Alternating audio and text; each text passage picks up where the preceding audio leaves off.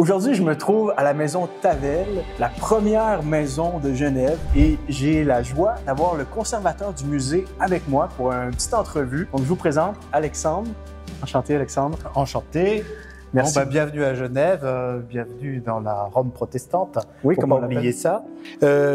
Calvin va s'installer à Genève avec des difficultés. Il va connaître des revers un peu dans ses débuts. Enfin, en 1535, la réforme est adoptée à Genève et il va commencer à s'installer là. Ça va donner véritablement les spécificités à la ville. Avant ça, si vous voulez, Genève, c'est un petit peu comme ailleurs en Europe. Donc une ville où il y a eu des Romains, où il y a eu une christianisation, où on fait du commerce, où il y a des foires, voilà.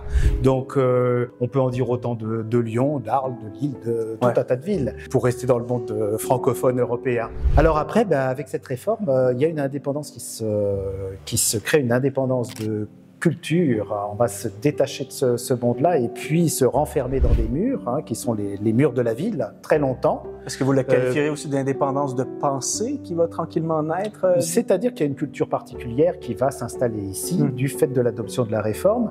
Il faut lire le texte. Alors pour lire, il faut savoir lire. Donc on parle du 16e, tout le monde ne lit pas.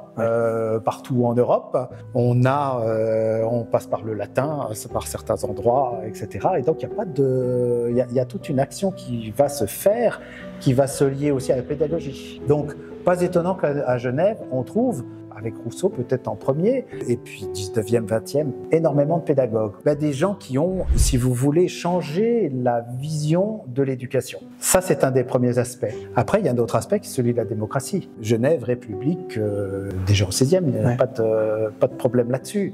Donc, on est dans une vision où tout le monde s'exprime. Ça, c'est un changement radical par rapport c'est un changement au paradigme d'avant. On n'est pas dans la monarchie, on n'est pas dans la hiérarchisation. Voilà, il n'y a pas ça. Donc, c'est ça qui va faire une spécificité. Alors, c'est pas le seul lieu en Europe où il y a ça, naturellement, mais ici, sur un tout petit territoire, on a ça, on a ces façons de penser, cette organisation politique qui se développe, et cet échange, cette vision de respect de l'individu, de sa pensée et du partage fait que ça va former une vision complètement différente. Alors il y a aussi autre chose, le commerce, l'argent, les banques. L'argent n'est plus sale, l'argent on peut le manipuler, le taux d'usure, c'est-à-dire le prêt d'argent et la rémunération sur le prêt d'argent est possible. Donc à partir de là, on a l'explication de ce monde de banque. Dans la Genève d'aujourd'hui, lorsque vous vous promenez, on pourrait dire en quelque sorte que l'air culturel qui circule est vraiment profondément porté par des principes de la Réformation du 16e siècle? Oui, ça l'a été, c'est-à-dire cette volonté de ne pas avoir de décor important, de ne pas aller dans l'ostentatoire.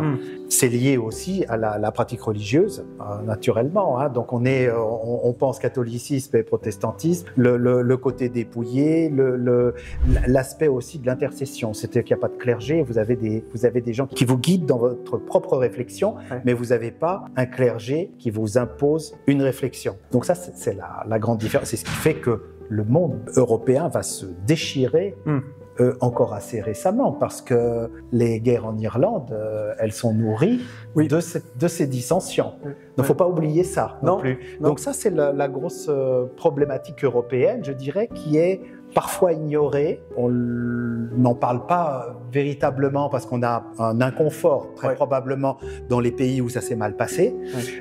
Ici, c'est pas clamé du tout, mais c'est un souvenir aussi que cette foi qui n'a pas été favorisée par l'entourage et qui a même été, on a vraiment voulu, comme dans toute guerre de religion, éliminer l'opposant. Voilà, pas de place pour la discussion. Oui, ou la tolérance. Ou la tolérance. Alors peut-être est-ce pour ça qu'aussi, dans un lieu comme Genève, l'œcuménisme est là, parce que c'est une minorité, et finalement quand on regarde ça de l'extérieur maintenant, et il y a plein d'endroits dans le monde où ça va rappeler des choses, c'est une minorité qui va être très longtemps opprimée, qui va arriver à s'installer, mais qui va de ce fait respecter les autres. Oui. Donc il y a une intégration possible, tout à fait dans le respect, et c'est très étonnant maintenant pour une ville comme Genève, où il n'y a plus de majorité de confession protestante, vous avez quand même une culture qui est essentiellement construite par l'adoption de la réforme. C'est vraiment intéressant comme point, ça, que puisque les Huguenots en particulier ont été les oppressés, hein, les opprimés, arrivés une fois à Genève, est-ce que vous diriez que cette idée de voir la dignité humaine, de voir l'impossibilité de se rendre jusqu'à la guerre ou au fait de tuer son frère d'humanité serait quelque chose qui s'est implanté vraiment grâce au protestantisme, grâce à ces Huguenots-là qui ne voulaient pas répéter l'histoire, en quelque sorte? Il faut moduler ça, ouais. Évidemment, parce qu'il y a eu des Huguenots qui se sont battus ouais. Et qui ont défendu dans les mêmes conditions. Voilà. Donc, mais il est vrai que le respect de la vie humaine, la volonté de discussion plutôt que d'affrontement, c'est quelque chose qui va être porté, qui va rentrer dans les valeurs portées par la réforme. Alors, dites-nous une chose qu'on doit savoir sur la maison de Tavel, un petit secret. Révélez-nous quelque chose en terminant que tout bon Québécois devrait savoir. Là. S'ils viennent, s'ils se pointent ici au musée, ils ont quelques minutes.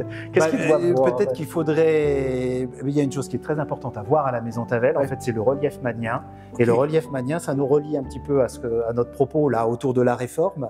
C'est intéressant parce que c'est une maquette de la ville qui est 7 mètres de diamètre et qui vous représente la ville dans ses murs. Et cette ville dans ses murs, si vous voulez, pour les Genevois, longtemps, ça va être la représentation de son identité première, c'est-à-dire de cette ville enfermée, de cette Rome protestante qui doit se défendre de ces zones avoisinantes qui ne regardent pas de façon favorable pendant toutes les époques obligatoirement cette ville. Il y a des accords, les choses se passent quand même bien, mais il y a quand même toujours une prudence, surtout du fait de cette attaque qu'on appelle l'escalade en 1602, où le duc de Savoie essaie de reprendre la main sur la ville et puis naturellement de mettre sous couvert cette ville protestante et de lui enlever son identité spirituelle. Oui. Voilà. Mais les Genevois ont bien su se défendre à l'époque et encore aujourd'hui, vous tenez le fort. Oui, mais en même temps en pleine intégration, puisque si vous voulez, l'escalade maintenant c'est une grande fête populaire qui ramène tout le monde et qui unit, qui donne finalement une identité. Je pense à tous les enfants dans les écoles qui fêtent ça. C'est un bien commun, si vous voulez, pour tous les gens qui sont éduqués à Genève. Oui. Voilà. Merci beaucoup. Merci vraiment à vous. apprécié, Merci Alexandre. pour votre visite.